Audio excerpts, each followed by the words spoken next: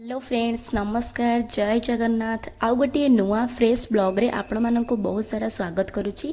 आजिर blog video रे आपण मानक मु शेयर करिछि खांटी ओडिया घरर खाद्य। सेटा भी 15 मिनिट सुद्धा आउ पूरा सहज उपाय रे, पूरा इजी उपाय रे आपण माने बनै पारिबे।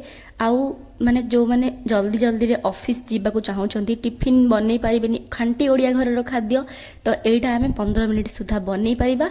आउ स्कूल माने कॉलेज जो माने टिफिन नबा चाहूँगी कि घरे मध्य आमे कहीं जदि गेस्ट आसीगले तो ओडिया घरर खाद्य एहीपरि बनैकी आमे देई परिबा। तो ओडिया घरर खाद्य किए बा भल न पाए, देखंतु।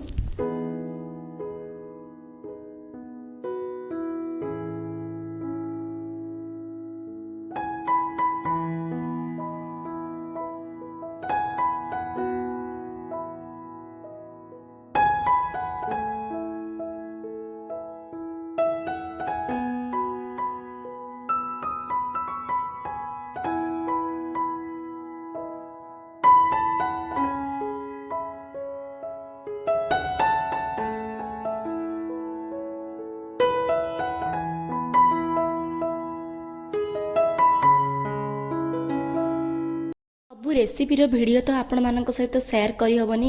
ଆଉ ଭାତ ଡାଲି ଶାଗ ଭଜା ଏସବୁ କାହାକୁ ବା ନ ଆସେ। ମୁଁ କେବଳ ଓଡ଼ିଆ ଘରର ଖାଦ୍ୟ ସେୟାର କରିବା ପାଇଁ ଏ ଭିଡ଼ିଓଟି ବନେଇଛି। ତ ବାଇଗଣର ଚେକି ଭଜା ହିଁ ମୁଁ ଆପଣମାନଙ୍କ ସହିତ ସେୟାର କରୁଛି, ଯେଉଁଟାରେ କି ଆମକୁ କୌଣସି ବେସନ ଏଇସବୁ କିଛି ଦରକାର ପଡ଼ିବନି।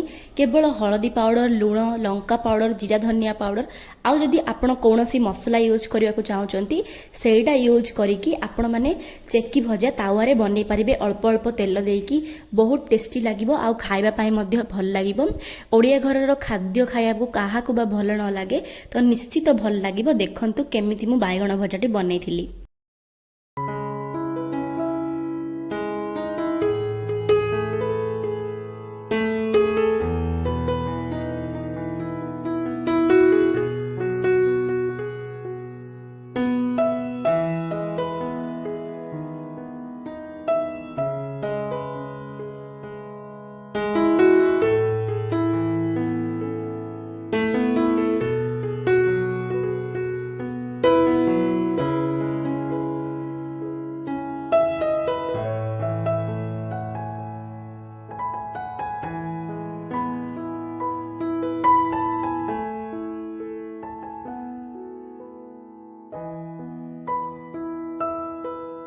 आशा करुछि आपण मानकु मोर ये बाइगण भजाटी बहुत भल लागिथिबो।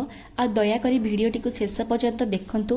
मोर भिडियो गुडी को लाइक करंतु। चैनल जदि नुआ अछंती तो चैनल को दयाकरी सब्सक्राइब करंतु। फैमिली फ्रेंड्स सहित शेयर करंतु जदि हेल्पफुल रहुछि भिडियोटी। तो एही परि भाबरे ओडिया घरर खाद्य आपण माने जल्दी जल्दी शीघ्र बनेकी निश्चय खाइबा पई दियंतु। समस्तंकु भल लागे ओडिया घरर खाद्य। सबु बेले तो प्रतिदिन आमे होटल की रेस्टोरेंट एई सब जाई खाइबाटा ठीक नुहे।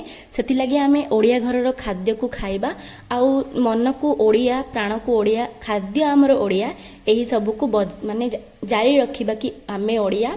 आम खाद्य जदि मोर ओडिया इजी रेसिपी गुड़ाक भल लगी तो निश्चय कमेंट रे मते शेयर करंतु। आउ कोन आपण माने ओडिया खाद्य वीडियो रेसिपी चाहूँगी सेटा मध्य मो सहित शेयर करंतु, जोड़ा कि मु आपण मानकु बनै कि शेयर करि परिबी।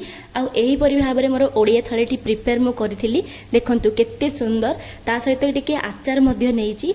आउ लंका, लुण, लेंबू, पियाज एई सब तो आमर ओडियांकर